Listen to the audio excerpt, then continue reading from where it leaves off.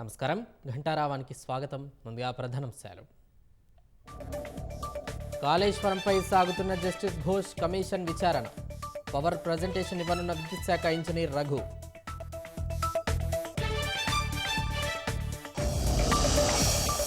ప్రజాధనం దుబారాను అరికట్టేందుకే రైతు భరోసా కార్యశాలలు.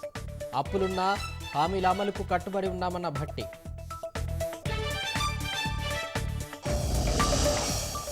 ప్రభుత్వ సుస్థిరత కోసమే చేరికలన్న పొన్నం ప్రభాకర్. సర్కారును కూల్చుతామంటే చూస్తూ ఊరుకోవాలా అన్న మంత్రి.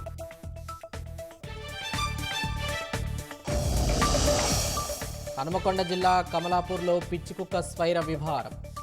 సునకం దాడిలో 20 మందికి గాయాలు.